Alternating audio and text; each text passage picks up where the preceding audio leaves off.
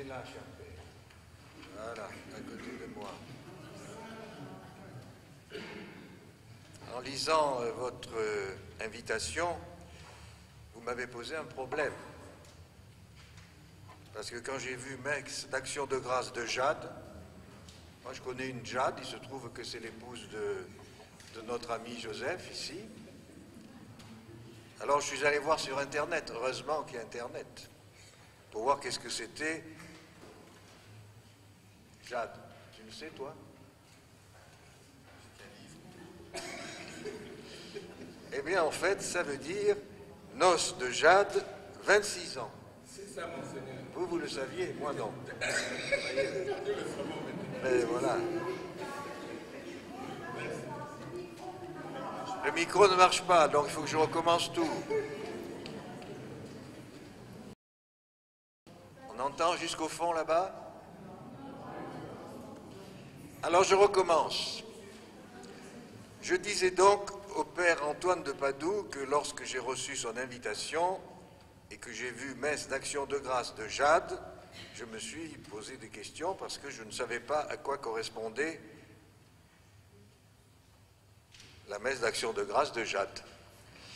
Donc grâce à Internet, je suis allé voir et j'ai vu que noces de Jade, c'est 26 ans. Vous saviez, vous tous? Ben, vous aurez au moins appris quelque chose ce soir. Hein? Alors l'année prochaine, eh bien, ça sera l'action de grâce qui s'appellera d'Acajou,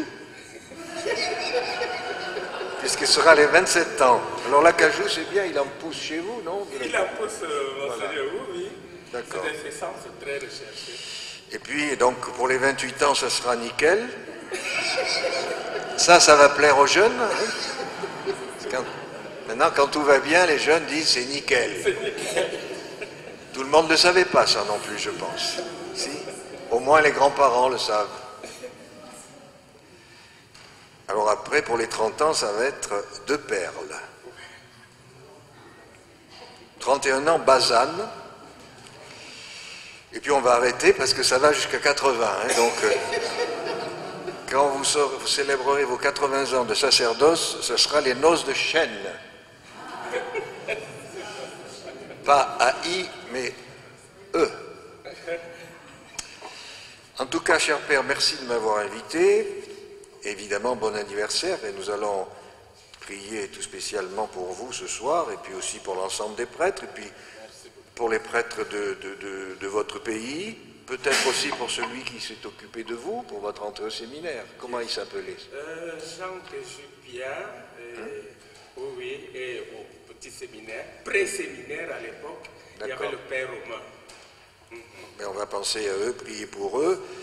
Et puis, bien sûr, je dois vous remercier d'avoir accepté de venir passer du temps ici dans les Hautes-Alpes, qui doit vous changer un petit peu de votre pays. Vous n'avez pas froid en ce moment, ça va?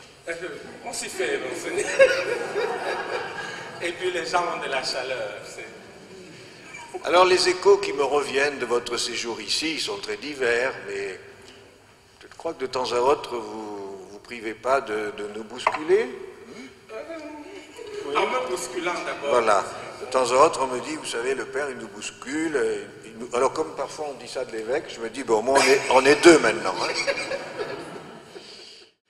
En tout cas, nous sommes heureux de célébrer cet anniversaire avec vous et puis de prier avec vous et de partager toutes les intentions que vous portez dans votre cœur. Excellence, Monseigneur Jean-Michel Tifalco, évêque de Gabé d'Embrun, chers confrères, révérendes religieuses, éminentes personnalités en vos qualités et grades confondus, chers fidèles laïcs du Christ, permettez-moi de dire un petit merci très appuyé à Monseigneur. J'y reviendrai à la fin. Mais pour la façon dont il m'a pris à contre-pied au début de cette célébration, et qui est ce style captivant qui m'a du reste qui fascinait au point que j'avais demandé à faire mon expérience en terre gapençaise à sa suite. Je vous en parlerai plus. Merci, Monseigneur, pour ces mots affectueux, chaleureux que vous avez bien voulu prononcer à mon endroit. Lorsque je lui ai fait la demande, je n'y croyais pas tellement. Ça fait quelques jours seulement, lorsque nous étions en retraite en Italie, mais avec une simplicité déconcertante. Il m'a dit, attendez que je regarde mon agenda. Ben oui, c'est possible, et nous voilà. Encore grand merci, Monseigneur. Je lui ai demandé s'il pouvait faire l'évangile. Il m'a dit, non, tu vas prêcher. En fait, il a déjà prêché. Ce qu'il a fait ici tout à l'heure, c'est en fait une prédication. Et je ne ferai que paraphraser un peu ce qu'il a déjà dit. Chers frères et sœurs, permettez-moi d'exprimer un peu le ressenti de ce moment par cette chanson. Vous pouvez m'accompagner. L'Esprit de Dieu repose sur moi. L'Esprit de Dieu m'a consacré. L'Esprit de Dieu m'a envoyé proclamer la paix, la joie. Oui, Excellences, chers frères et sœurs, il est dans la vie de tout un chacun des moments chargés d'une émotion intense, vive, toute particulière, à nul autre pareil. C'est ce que je ressens en ce moment, en ce jour qui me rappelle celui-là, il y a 26 ans, où le Seigneur, par la bouche de cardinal Christian Toumi, alors archevêque de Garoua, entouré pour la circonstance de nos seigneurs Lambert Van Hegen et Pierre Chouanga, respectivement évêques de Pertois et de Toumé à Bomba, aujourd'hui de vénérée mémoire, où le Seigneur, disais-je, m'adressait comme à Samuel aujourd'hui cet appel, Antoine de Padoue-Chonan. Et je répondis, me voici. Cet appel formel concrétisait en fait l'élan que j'avais perçu depuis l'âge de 4 ans. Ce jour-là où nous avions l'habitude de faire le tour de la maison, ma sœur aînée et moi, Madeleine, en disant comme papa, aujourd'hui de vénérer mémoire aussi, nous avait habitué Jésus, Marie, Joseph. Jésus, Marie, Joseph. Et à un moment, il nous a appelés. Il a dit, Madeleine, qu'est-ce que tu aimerais faire plus tard? Elle dit, religieuse. Et toi, Antoine? Je dis, prêtre. Papa n'avait jamais mis les pieds dans l'école, il ne savait pas écrire. Il a donc fait appel au directeur de l'école qui habitait dans la concession voisine, qui a mis cela par écrit, document qui va confier plus tard au directeur du pré-séminaire, donc c'est au cours moyen 2, du pré-séminaire où j'entrais en 1958. Cet appel ainsi devait commencer une longue aventure à la suite du Christ.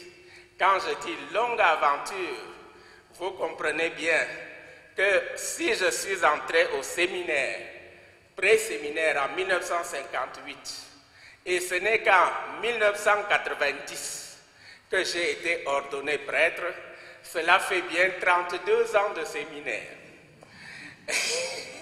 Et je me dis, et un séminaire pré-Vatican et post-Vatican. Quand oui, puisque c'était avant le Concile Vatican II et après. Et nous avions l'habitude de servir et de chanter la messe en latin, le grégorien par cœur et tout le reste. Et après le Concile, eh bien en français et dans nos langues locales. vous pouvez le constater, ce n'était pas facile. Ce long cheminement, eh bien, depuis mon Batoufam natal, en passant par Fumbot où nous avons été chassés du village parce que nous, on n'a pas voulu, n'est-ce pas, se lancer dans les pratiques païennes où on avait forcé toute la population, on disait boire le kadi. Eh bien, nous avions été chassés du village et c'est à Fumbot que nous avons trouvé refuge. À Baganté, au pré-séminaire, au petit séminaire de Melon et à Yaoundé ensuite. Puis, après le bac en 68, et Monseigneur Albert Ndomou qui me dit, mon évêque d'alors, Antoine, il m'avait posé la question après mon année de stage. Bon, écoute, tu vas aller directement au grand séminaire, après tu viendras diriger mes écoles, je tiens trop à toi. Je dis, Monseigneur, j'aimerais faire aussi des études. Non, l'exemple prouve que tous les séminaristes que j'ai envoyés en Europe pour se former ont quitté le séminaire. Toi, je tiens trop à toi, etc. C'était à l'issue d'un bras de fer que finalement, il a accepté. Et ce bras de fer, qu'est-ce qu'il a convaincu? Je lui ai dit, Monseigneur, écoutez, le monde de plus en plus s'intellectualise et les gens se servent de la raison pour combattre le maître de la raison. Il faudrait que nous puissions combattre l'ennemi sur son propre terrain. Voilà, il m'a dit oui. Bon, et voilà comment me retrouvant à l'université, à Yaoundé, en Angleterre, puis au Nigeria, au Zaïre, un peu partout, m'engageant dans la fonction publique, où j'ai enseigné dans des lycées, collèges, les séminaires, les maisons de formation, les grandes écoles et autres. Et plus en 78, je dépose tout, je dis, je reprends le chemin du séminaire, où cela n'a pas été facile du tout, parsemé d'échardes, etc. Mais par la grâce de Dieu, le 17 février 1990, je fus ordonné prêtre. Et j'ai exercé tantôt à l'Est où j'avais été ordonné à Bertois, tantôt à Douala, ce Douala que je viens de quitter pour, il y a quelques mois, pour venir ici dans le cadre d'une expérience missionnaire. Chers frères et sœurs, qu'est-ce qui m'a fait tenir le coup pendant toutes ces années? Qu'est-ce qui a fait en sorte que je ne décroche pas? Eh bien, c'est cette joie qui est inhérente à toute vocation. Parce que la vocation comporte une joie tridimensionnelle. Et d'abord, la joie du Père, le bon berger, qui est heureux de retrouver la brebis égarée, qui la prend sur ses épaules et qui vient donner une grande fête.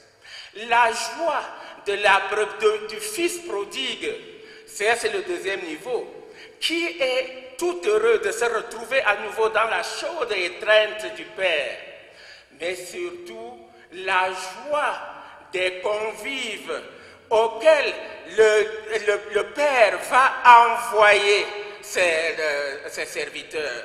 Allez du monde entier, dans le monde entier, faites mes disciples. Eh bien, c'est cette joie que j'ai essayé tout au long de ces années, d'essayer de vivre, essayer de partager autour de moi. C'est cette joie que je suis venu ici pour que nous travaillions ensemble dans le cadre de cette joie partagée. Et je peux vous dire, chers frères et sœurs, que ce qui m'a d'abord captivé, c'est notre Père ici présent. Et vous le voyez comme ça, avec son visage énigmatique.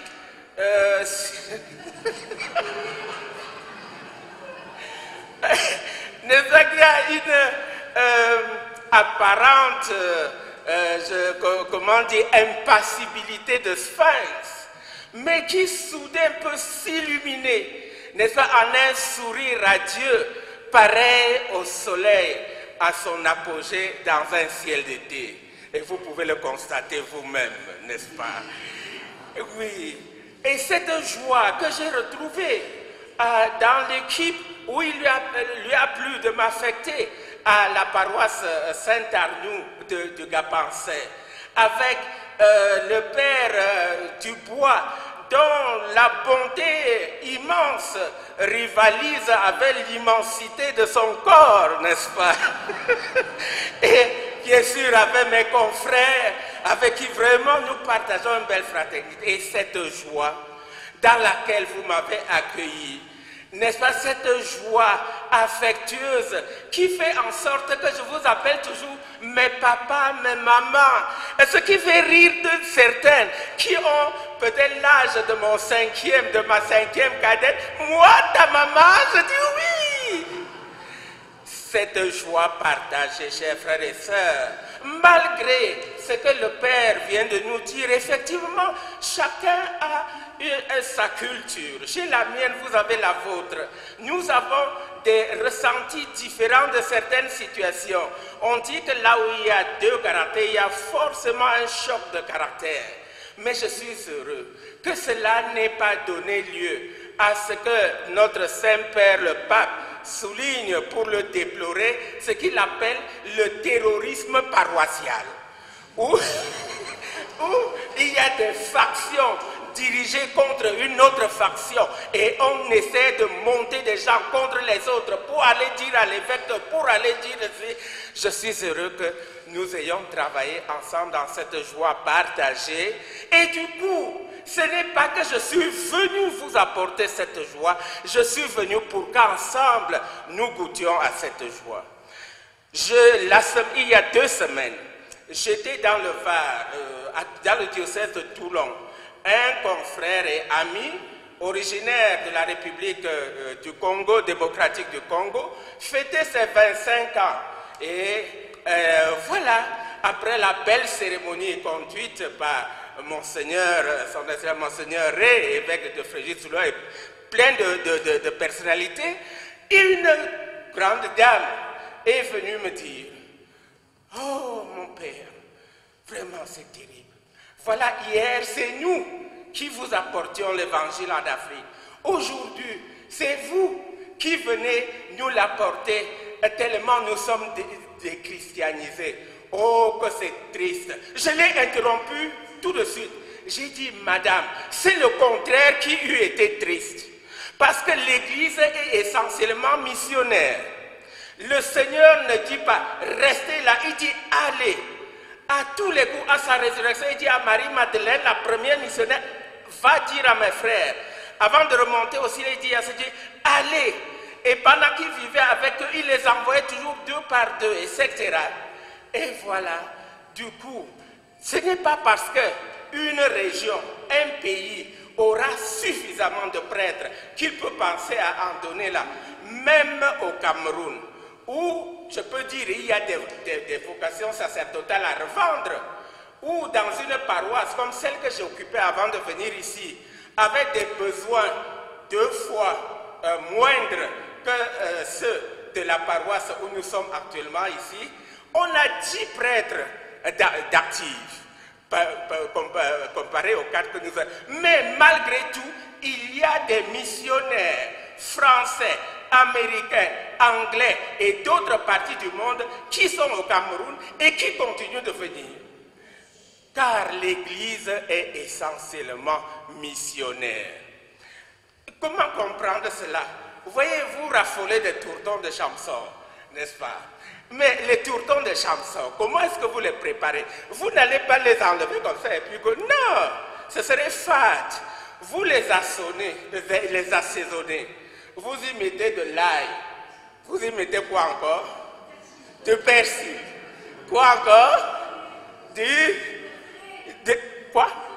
Des pommes de terre, etc. Vous voyez, et c'est ce mélange qui fait en sorte que c'est un plat savoureux, n'est-ce pas, à voler. L'Église est comme cela, un melting pot, où chaque culture apporte son génie, sa spécificité, son ressenti de l'Évangile. Et tout cela tourné, n'est-ce pas, quand on avale, eh bien, c'est cela qui fait de nous un dans le Christ qui est un, et nous pouvons chanter donc un seul Seigneur, un seul baptême, un seul Dieu et Père. Et c'est là que nous réalisons ce qu'il avait dit, le Seigneur, avant de monter au ciel. Père, qu'il soit un, en dépit de la variété de cultures, etc. Donc je ne suis pas venu vous apporter quoi que ce soit. Ce n'est pas parce que nous, on a trop de prêtres, etc. Je suis venu pour qu'ensemble, comme vos pères ou vos grands-parents au départ sont venus nous apporter cette joie, que nous venions dire, eh bien, voici comment nous avons ressenti cette joie et nous venons la partager avec vous. Prions le Seigneur de faire de nous des ardents et joyeux missionnaires dans sa vie. Je vous remercie.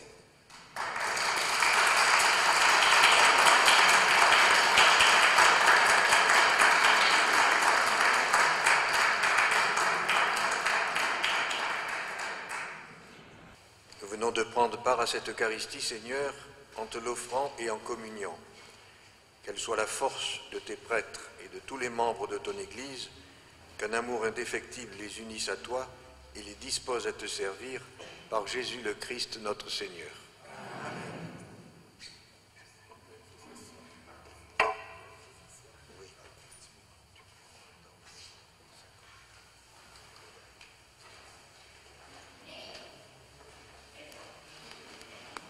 Chère Excellence, chers confrères, chers frères et sœurs, si je prends à nouveau la parole, c'est juste pour quelques remerciements. Et je voudrais d'abord remercier le Seigneur qui m'a fait l'insigne honneur, malgré mon indignité, de m'appeler à son service. Je suis en même temps l'ouvrier de la première heure et l'ouvrier de la 11e heure. J'ai perçu l'appel à l'âge de 4 ans, mais ce n'est que des années après que cela s'est réalisé. Je l'en remercie. Je voudrais remercier mes parents. Papa, il y a 37 ans aujourd'hui que le Seigneur l'a rappelé auprès de lui, qui nous a, et maman, qui a une santé chancelante actuellement au pays, et qui nous ont, j'allais dire, imprégnés du sens de l'Évangile.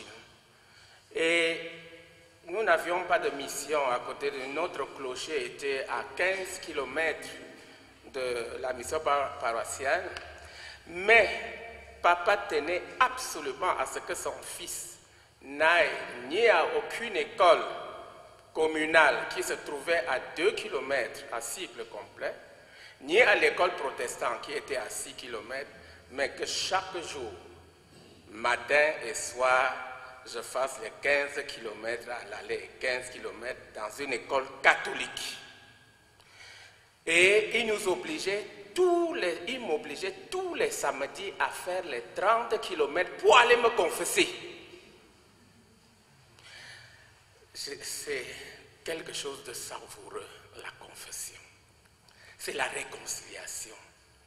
Et je voudrais remercier tous mes formateurs, depuis l'école primaire, secondaire et dans l'enseignement supérieur, ceux-là qui ont su m'entretenir dans cette atmosphère où Élie a entretenu Samuel. S'il t'appelle, réponds, me voici Seigneur, parle car ton serviteur écoute.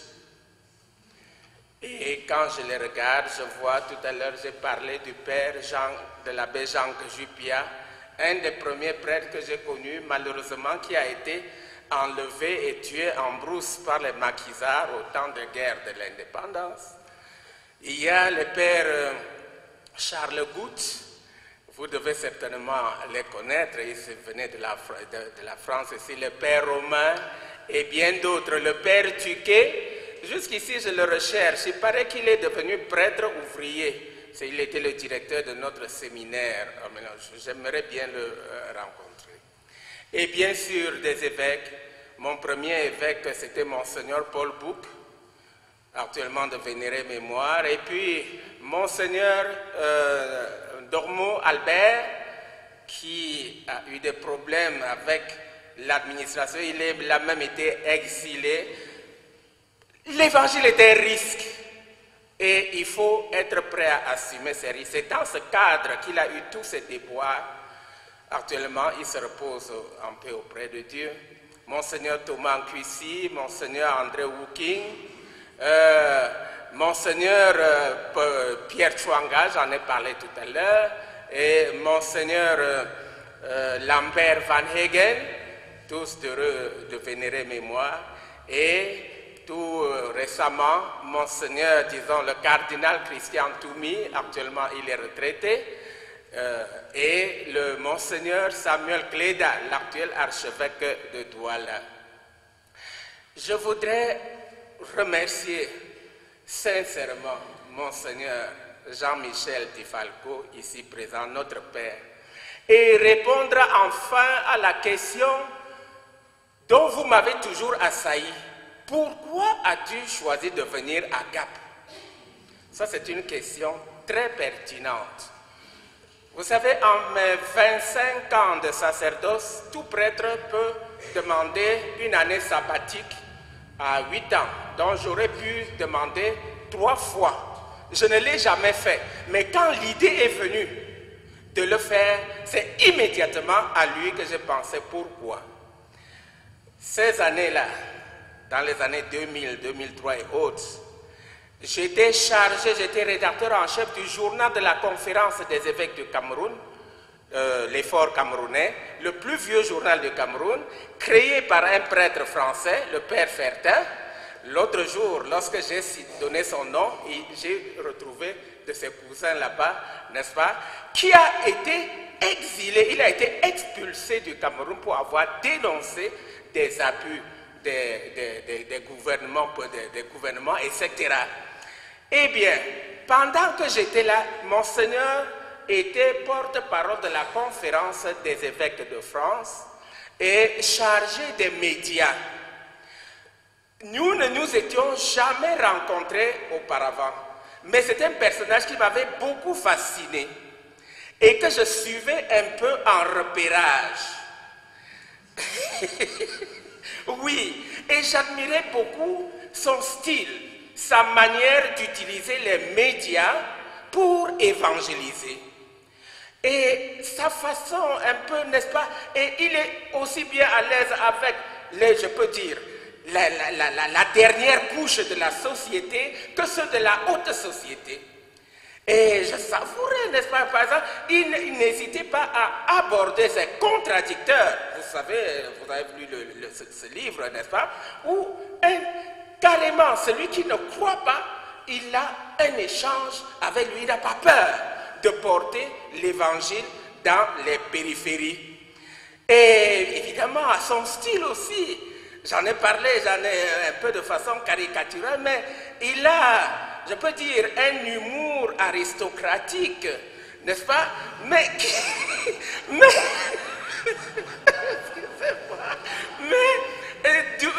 doublé d'une impertinence bohémienne, n'est-ce pas? Il a dit tous ces contraires-là, et c'est tellement savoureux. Et voilà pourquoi j'ai pensé que c'est quelques moments que je pouvais encore passer ici, je pouvais l'approcher de plus près et puis bénéficier encore de ces atouts. Et j'en ai bien bénéficié. Je vous remercie, Monseigneur. Même vous partez à la retraite, mais je ne vous lâcherai pas. Parce que à l'époque, j'avais émis le souhait de l'interviewer. Parce qu'une lampe allumée ne se met pas sous la table, il a quelque chose de plus à apporter au monde entier, surtout à nous autres là-bas. Mais son calendrier extrêmement chargé ne le lui permettait pas. Je me rappelle, j'ai encore le mail de son ou sa secrétaire de l'époque qui s'appelait le cordelier. Voilà. Mais il me dit, j'ai insisté, non, Monseigneur, vraiment, il est trop près, etc. Voilà. Mais ce rêve ne m'a pas quitté. Un jour, je vais vous interviewer, Monseigneur. Et bien évidemment, je tiens à vous remercier, chers frères et sœurs, mes papas et mes mamans. Oui, vous rigolez, mais c'est cela. Vous savez, chez nous, quand on dit madame, monsieur, c'est comme ça. Mais quand tu dis maman, papa, c'est affectueux.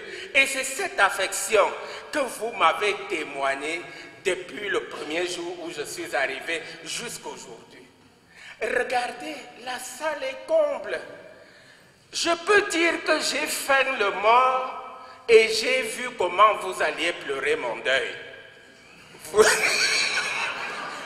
êtes venus à matin, je vous en remercie. Et cela montre que votre cœur est pur, que les relations que nous entretenions n'étaient pas empreintes d'hypocrisie et que vous êtes venus pour qu'ensemble nous rendrions grâce au Seigneur. J'ai porté toutes vos intentions aussi au Seigneur. Et tout à l'heure, nous irons tous de l'autre côté. Le peu qu'il y a, je prie le Seigneur qu'il renouvelle le miracle de 5 pains et de 2 poissons pour vous nourrir tous, de telle sorte qu'il reste non seulement 12, mais 24 corbeilles à la fin. Pourquoi pas 26? Bien, enfin, je vous remercie beaucoup et je nous exhorte, chers frères et sœurs, à rester dans cet élan, dans cette joie, une joie que nous avons le devoir de communiquer, à commencer par nos propres cellules familiales. Et bien que la femme qui est entrée ici et en nourrissant quelque chose contre son mari, qu'elle se retourne maintenant et l'embrasse et dit « mon chéri, mon bébé, ma puce », c'est comme ça que vous dites non, etc. Eh bien, que si vous aviez quelque chose contre quelqu'un, que cela se dissipe ici et que notre joie soit une joie continue, une joie qui demeure. Je vous remercie encore.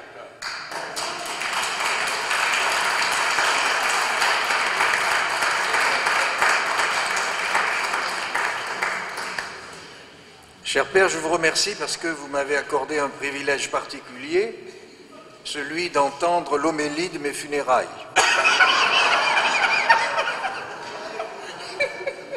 Parce que chacun sait qu'en général, lorsque quelqu'un est mort, on reconnaît tous les mérites qu'on n'a jamais voulu reconnaître quand il était vivant.